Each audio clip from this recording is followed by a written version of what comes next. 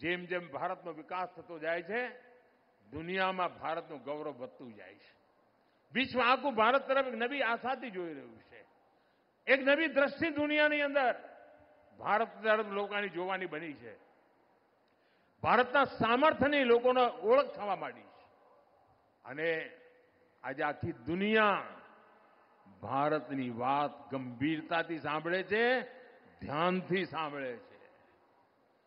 અને બધા જ લોકો ભારતની અંદર શું સંભાવનાઓ છે એની જ ચર્ચા કરતા હોય છે. અને એમાં ગુજરાતની ભૂમિકા તો છે જ. ગુજરાતે દુનિયાને બતાવ્યું છે કે ભારતના શહેરોમાં, ગામડાઓમાં કેટલા સામર્થ્ય પડ્યા છે.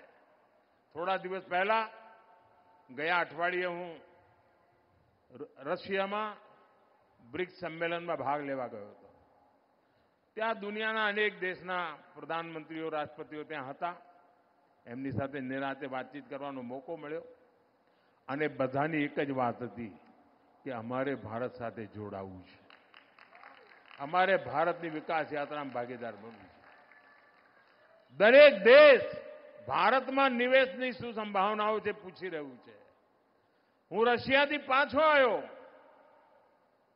તો જર્મનીના ચાન્સેલર એ દિલ્હી પધાર્યા અને એમની સાથે મોટું ડેલિગેશન લઈને આવ્યા. આખા એશિયામાં જે ઉદ્યોગકારો એમનું રોકાણ કરે છે, જર્મનીના લોકો, એ બધાને દિલ્હી બોલાવી લાયા. અને એ બધાને કહ્યું કે તમે સાહેબ આ મોદી સાહેબને સાંભળો અને તમે નક્કી કરો તમારે ભારતમાં શું કરવું છે. એનો અર્થ એ થયો કે જર્મની પણ મોટા પાયા ઉપર ભારતમાં નિવેશ માટે થઈને થનગની રહ્યું છે. એટલું જ નહીં, એણે જે એક મહત્વની વાત કરી છે જે મારા નવજવાનિયાઓને કામે આવે એવી છે. પહેલા જર્મની 20,000 વિઝા આપતું હતું. એમણે આવીને જાહેર કર્યું કે અમે 90,000 વિઝા આપીશું અને અમને જુવાનિયાઓ જોઈએ. અમારા કારખાનાઓમાં અમને મેન પાવરની જરૂર છે અને ભારતના જવાનીઓની તાકાત એટલી છે અને ભારતના લોકો કાયદાનું પાલન કરનારા લોકો હોય છે, સુખ શાંતિ હળી મળીને રહેનારા લોકો હોય છે. અમને આ 90,000 લોકોની જરૂરત છે. દર વર્ષે 90,000 લોકોના વિઝા આપવાની એમણે જાહેરાત કરી છે. હવે મોકો આપણા હાથમાં છે કે એમની આવશ્યકતા પ્રમાણે આપણે તૈયારી કરીએ. આજે સ્પેનના પ્રેસિડેન્ટ અહીંયા હતા. સ્પેન ભારતમાં આટલું મોટું નિવેશ કરે. આજે વડોદરામાં ટ્રાન્સપોર્ટ એરક્રાફ્ટ બનાવવાની ફેક્ટરી. આના કારણે ગુજરાતના નાના નાના ઉદ્યોગો એને ખૂબ મોટો લાભ થયો છે. આ એરક્રાફ્ટમાં રાજકોટના જે નાના નાના કારખાના, નાના નાના રમકડા જેવા ઓજારો બનાવે છે ને, એ પણ ત્યાં જવાના છે બનીને. ગુજરાતના ખૂણે ખૂણે નાના નાના લેથ પર કામ કરવાવાળા કારખાનાના લોકો પણ નાના નાના પૂર્જા બનાવીને આપશે ને. કારણ કે હજારો પૂર્જા લાગતા હોય છે વિમાનમાં અને એક એક કારખાનું એક એક પૂર્જાની માસ્ટરી મેળવીને પૂર્જા આપતું હોય છે. આ કામ આખા સૌરાષ્ટ્રમાં જ્યાં લઘુ ઉદ્યોગોનું માળખું છે ને, એના માટે તો 5 આંગળીઓ ઘીમાં છે. 5 આંગળીઓ. આના કારણે રોજગારના અનેક લાખો નવા મોકા આવવાના છે. देश के विभिन्न क्षेत्रों में उपस्थित मंत्रिमंडल के मेरे सहयोगी, सांसदगण, विधायकगण, देश के युवा साथी, देवियों और सज्जनों, आज धनतेरस का पवित्र त्योहार है. सभी देशवासियों को धनतेरस की बहुत बहुत बधाई. 2 दिन बाद हम सभी दीपावली का पर्व भी मनाएंगे. और इस साल की दीपावली बहुत खास है, बहुत विशेष है. आपको होगा कि भई दिवाली तो हर बार आती है, इस बार विशेष क्या हो गया. मैं बताता हूँ विशेष क्या है. 500 वर्षों के बाद प्रभु श्री राम अयोध्या के अपने भव्य मंदिर में विराजमान हैं. और उस भव्य मंदिर में विराजमान होने के बाद ये पहली दीपावली है. और इस दीपावली की प्रतीक्षा में कई पीढ़ियां गुजर गईं, लाखों लोगों ने बलिदान दिए, यातनाएं झेली. हम सभी बहुत सौभाग्यशाली हैं जो ऐसी विशेष, खास, भव्य दिवाली के साक्षी बनेंगे. उत्सव के इस माहौल में आज इस पावन दिन रोजगार मेले में 51,000 नौजवानों को सरकारी नौकरी के नियुक्ति पत्र दिए जा रहे हैं. मैं आप सबको बहुत बहुत बधाई देता हूं, शुभकामनाएं देता हूं। साथियों, देश के लाखों युवाओं को भारत सरकार में परमानेंट सरकारी नौकरी देने का सिलसिला लगातार जारी है। बीजेपी और एनडीए शासित राज्यों में भी लाखों युवाओं को नियुक्ति पत्र दिए गए हैं। और अभी हरियाणा में तो नई सरकार बनते ही 26,000 युवाओं को नौकरी का उपहार मिला है। और आप में से जो हरियाणा से परिचित होंगे उनको पता है, इन दिनों हरियाणा में एक उत्सव का माहौल है, नौजवान प्रसन्न हैं। और आपको पता है हरियाणा में हमारी सरकार की पहचान विशेष पहचान है। वहाँ की सरकार की पहचान है वो नौकरी देती तो है लेकिन बिना पर्ची वहाँ नौकरी देती है। मैं आज हरियाणा सरकार में नियुक्ति पत्र पाने वाले 26,000 नौजवानों को भी विशेष बधाई देता हूँ। हरियाणा में 26,000 और आज इस कार्यक्रम में 51,000। साथियों, देश के युवाओं को ज्यादा से ज्यादा रोजगार मिले, ये हमारा कमिटमेंट है। सरकार की नीतियां और निर्णयों का भी रोजगार सृजन पर सीधा प्रभाव होता है। आज expressway, highway, road, rail, port, airport, fibre line बिछाने का काम, देश के कोने-कोने में मोबाइल टावर लगाने का काम, नए उद्योगों का विस्तार देश के कोने-कोने में हो रहा है। नए इंडस्ट्रियल शहर बनाए जा रहे हैं, पानी की पाइपलाइन, गैस की पाइपलाइनें बिछाई जा रही हैं। बड़ी संख्या में स्कूल, कॉलेज, यूनिवर्सिटी खोले जा रहे हैं। इंफ्रास्ट्रक्चर पर पैसे खर्च कर सरकार लॉजिस्टिक्स की लागत कम करने की कोशिश कर रही है। इन सारे कामों से देश के लोगों को सुविधा तो मिल ही रही है, लेकिन साथ-साथ करोड़ों की संख्या में रोजगार के भी नए मौके बन रहे हैं। साथियों, अभी कल ही मैं वडोदरा में था। वहां मुझे डिफेंस सेक्टर के लिए एयरक्राफ्ट बनाने वाली फैक्ट्री का उद्घाटन करने का अवसर मिला। इस फैक्ट्री में हजारों लोगों को प्रत्यक्ष रूप से रोजगार मिलेगा। लेकिन नौकरी के जितने अवसर तैयार होंगे, उससे कहीं ज्यादा एयरक्राफ्ट के लिए जो स्पेयर पार्ट्स चाहिए, वो स्पेयर पार्ट्स बनाने के लिए बहुत सारे छोटे कारखानों की जाल बनेगी। बहुत सारे छोटे कारखानों से उसको बनाकर के सप्लाई किया जाएगा। ये पार्ट्स देश के कोने-कोने में हमारे जो एमएसएमई है ना, वो बनाएंगे, नए एमएसएमई आएंगे। एक एयरक्राफ्ट में 15 से 25,000 तक छोटे बड़े पुर्जे होते हैं, पार्ट्स होते हैं। यानी एक फैक्ट्री की डिमांड पूरी करने के लिए देश भर की हजारों छोटी बड़ी फैक्ट्रियां सक्रिय रहेंगी। आप सोच सकते हैं कि इससे हमारी एमएसएमई इंडस्ट्री को कितना फायदा होगा, उनमें रोजगार के कितने मौके बनेंगे। साथियों, आज जब हम कोई योजना लॉन्च करते हैं, तो हमारा फोकस सिर्फ लोगों को मिलने वाले लाभ पर ही होता है, ऐसा नहीं है। हम बहुत बड़े दायरे में सोचते हैं, बल्कि हम उसके माध्यम से रोजगार सृजन का पूरा इकोसिस्टम भी डेवलप करते हैं। जैसे पीएम सूर्यघर मुफ्त बिजली योजना। अब यूं तो लगता है कि अब लोगों को मुफ्त बिजली मिले, इसके लिए ये योजना आई है। लेकिन उसकी बारीकी में जाएंगे तो क्या दिखेगा? अब देखिए, पिछले 6 महीने में 1.25 करोड़, 1.5 करोड़ करीब ग्राहकों ने इस योजना के लिए अपना रजिस्ट्रेशन कराया है। 9,000 से ज्यादा वेंडर्स योजना के साथ जुड़ चुके हैं, जो ये फिटिंग का काम करेंगे। 5 लाख से ज्यादा घरों में सोलर पैनल लगाए जा चुके हैं। आने वाले दिनों में इस योजना के तहत एक मॉडल के रूप में देश के अलग-अलग कोने में 800 सोलर विलेज बनाने की तैयारी है। अब तक 30,000 लोगों ने रूफटॉप पर सोलर इंस्टॉलेशन की ट्रेनिंग ली है। यानी इस एक योजना ने मैन्युफैक्चरर्स, वेंडर्स, असेंबलर्स और रिपेयर्स के लिए रोजगार के लाखों नए अवसर तैयार कर दिए हैं। पीएम सूर्यघर मुफ्त बिजली योजना से देश में रोजगार के लाखों नए अवसर बनने जा रहे हैं। साथियों, आज सरकार की भूमिका एक ऐसा आधुनिक सिस्टम तैयार करने की है, जहां हर युवा को अवसर मिले और वो अपनी एस्पिरेशंस को पूरा कर सकें। इसलिए आप चाहे जिस पद पर हों, आपका लक्ष्य यही होना चाहिए कि युवाओं को, नागरिकों को ज्यादा से ज्यादा सहूलियत मिले। साथियों, आपको सरकारी नौकरी मिलने में देश के टैक्स पेयर्स और नागरिकों का अहम योगदान है। हम अपने नागरिकों की वजह से हैं, हम जो कुछ भी हैं देश के नागरिकों के कारण हैं, हमें जो अवसर मिल रहे हैं उनके कारण मिल रहे हैं। और नागरिकों की सेवा के लिए ही हमें ये नियुक्ति मिली है। बिना खर्ची, बिना पर्ची ये नौकरी का जो नया कल्चर है ना, हमें भी ये कर्ज चुकाना है नागरिकों की सेवा करके, उनके जीवन की मुसीबतें कम करके। और हम किसी भी पोस्ट पर क्यों ना हो, हमारा दायित्व कोई भी क्यों ना हो, चाहे पोस्टमैन का पद हो या प्रोफेसर का, हमारा काम देशवासियों की सेवा करना है, गरीब से गरीब की सेवा करना है, दलित हो, पीड़ित हो, आदिवासी हो, महिलाएं हो, नौजवानों, जिसकी भी सेवा करने का मौका मिले हमें उसे अपना भाग्य मानकर के देशवासियों की सेवा करनी चाहिए।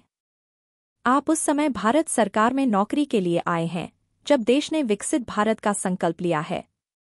इस लक्ष्य को पाने के लिए हमें हर सेक्टर में बेहतर प्रदर्शन करना होगा और ये आप जैसे नौजवान साथियों के बिना संभव नहीं होगा।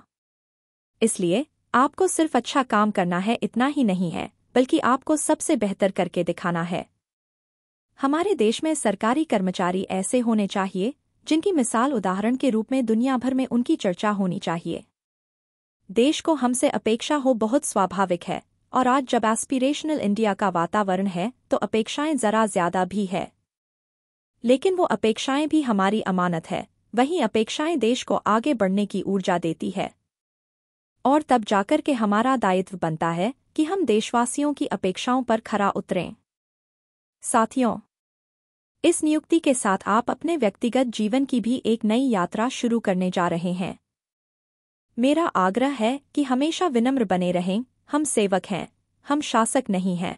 अपनी इस यात्रा में कुछ नया सीखने की अपनी आदत को कभी भी मत छोड़ना, लगातार नया सीखते रहना चाहिए। और सरकारी कर्मचारियों के लिए भारत सरकार IGOT कर्मयोगी प्लेटफॉर्म पर विभिन्न प्रकार के कोर्सेज उपलब्ध कराती है। आप ऑनलाइन जाकर के उस प्लेटफॉर्म से जुड़कर आपकी जब भी समय की सुविधा हो, जिस विषय में आपकी रुचि हो, आप डिजिटल ट्रेनिंग मॉड्यूल का लाभ उठा सकते हैं। ज्यादा से ज्यादा कोर्सेज आपको पूरे करने चाहिए। और मुझे विश्वास है साथियों कि आपके ही पुरुषार्थ से 2047 में देश विकसित भारत बनने वाला है। आपकी उम्र आज 20, 22, 25 होगी। आप अपनी नौकरी के उत्तम अवस्था में होंगे, तब देश विकसित भारत बन चुका होगा। आप गर्व से कहेंगे कि मेरे 25 साल की पसीने का परिणाम है कि आज मेरा देश विकसित भारत बना है। कितना बड़ा सौभाग्य, कितना बड़ा अवसर आपको मिला है। सिर्फ रोजगार मिला है ऐसा नहीं है, आपको अवसर मिला है। और मैं चाहता हूं इस अवसर पर सवार होकर के सपनों में सामर्थ्य भर के संकल्प को लेकर जीने का हौसला बनाइए। चल पड़े, विकसित भारत का सपना पूरा ना हो तब तक हम चैन से बैठेंगे नहीं। हमें जो दायित्व मिला है, जनसेवा के माध्यम से उसको परिपूर्ण करेंगे। मैं एक बार फिर आज नियुक्ति पत्र पाने वाले सभी साथियों को बहुत बहुत बधाई देता हूं। आपके उज्जवल भविष्य के लिए शुभकामनाएं देता हूं। आज आपके परिवार में भी खुशी का विशेष माहौल होगा। मैं आपके परिवार को भी बहुत बहुत शुभकामनाएं देता हूं। दिवाली का पर्व है, नया अवसर भी है आपके लिए, तो डबल दिवाली है। मौज कीजिए दोस्तों, बहुत बहुत शुभकामनाएं। धन्यवाद। साथियों, मैं एक और उदाहरण देता हूं आपको, और मैं आज छोटे छोटे गांव से जुड़े उदाहरण दे रहा हूं आपको। अब खादी की चर्चा तो हमारे देश में आज़ादी के समय से हो रही है, लेकिन आज खादी ग्रामोद्योग क्या कमाल कर रहा है।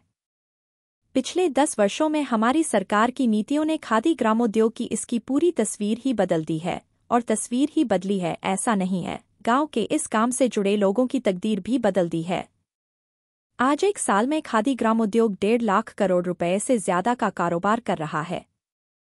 अगर 10 साल पहले की स्थिति से तुलना करें, जैसे अभी डॉक्टर जितेंद्र सिंह जी सरकारी नौकरी के पुराने और नई सरकार के आंकड़े दे रहे थे, कितने चौंकाने वाले थे आप देखिए। मैं यहाँ एक और बात बता रहा हूँ, अगर हम यूपीए की और एनडीए की सरकार की तुलना करें खादी के संबंध में, तो आज खादी की बिक्री यूपीए की सरकार से 400% तक ज्यादा बढ़ गई है। जब कारोबार बढ़ रहा है तो इसका मतलब है कि इससे जुड़े कारीगरों, बुनकरों, व्यापारियों को भी बहुत बड़ा फायदा हो रहा है। इस क्षेत्र में नए लोगों को अवसर मिल रहे हैं, बड़ी संख्या में रोजगार का सृजन हो रहा है। इसी तरह हमारी लखपति दीदी योजना ने ग्रामीण महिलाओं को रोजगार और स्वरोजगार के नए साधन दिए हैं। पिछले 1 दशक में 10 करोड़ महिलाएं सेल्फ हेल्प ग्रुप से जुड़ी हैं, और आपको मालूम है self help group economic activity करता है, कुछ ना कुछ करके कमाई करता है। मतलब 10 करोड़ महिलाएं जो कमाने लगी है, रोजगार के कारण उनके घर में पैसे आ रहे हैं, अपनी मेहनत से आ रहे हैं।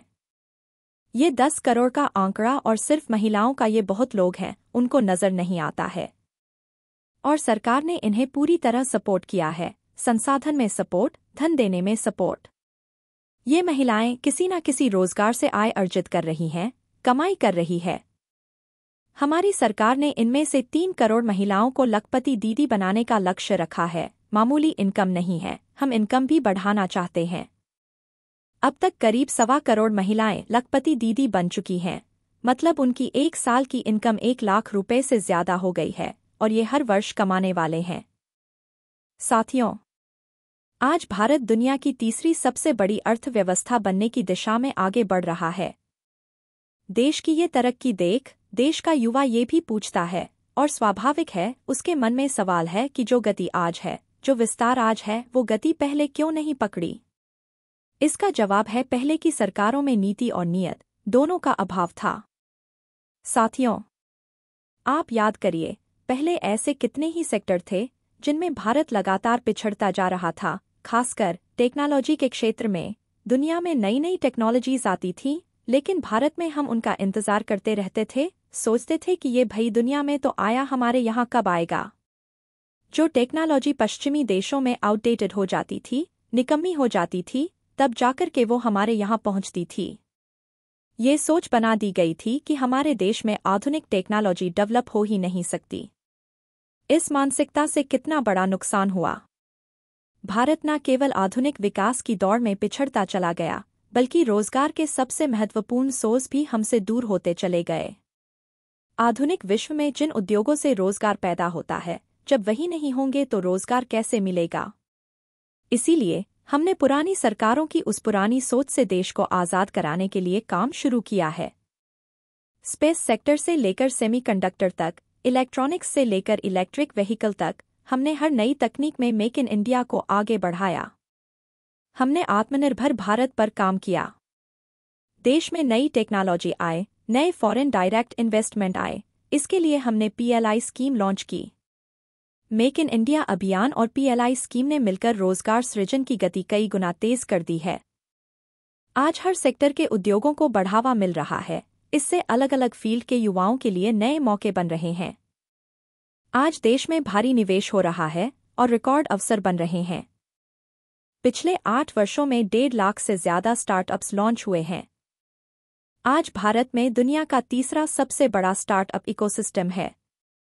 इन सारे सेक्टर्स में हमारे युवाओं को आगे बढ़ने का मौका मिल रहा है, उन्हें रोजगार मिल रहा है। साथियों, भारत के युवाओं की क्षमता बढ़ाने के लिए आज उनके स्किल डेवलपमेंट पर सरकार का बहुत फोकस है। इसलिए हमने स्किल इंडिया जैसे मिशन शुरू किए। आज सैकड़ों कौशल विकास केंद्रों में युवाओं को ट्रेनिंग दी जा रही है। हमारे युवाओं को एक्सपीरियंस और अपॉर्चुनिटी के लिए भटकना न पड़े, हमने इसकी भी व्यवस्था की है। प्रधानमंत्री इंटर्नशिप योजना के तहत भारत की टॉप 500 कंपनीज में पेड इंटर्नशिप का प्रावधान किया गया है। हर इंटर्न को 1 साल तक 5,000 रुपये प्रति माह दिया जाएगा। हमारा लक्ष्य है कि अगले 5 वर्षों में 1 करोड़ युवाओं को इंटर्नशिप का अवसर मिले। इससे युवाओं को अलग अलग सेक्टर्स में रियल लाइफ बिजनेस एनवायरनमेंट से जुड़ने का मौका मिलेगा। उनका ये अनुभव उनके करियर के लिए बहुत लाभकारी होगा। साथियों, विदेशों में भी भारतीय युवाओं को आसानी से नौकरी मिले, इसके लिए भी भारत सरकार नए मौके बना रही है।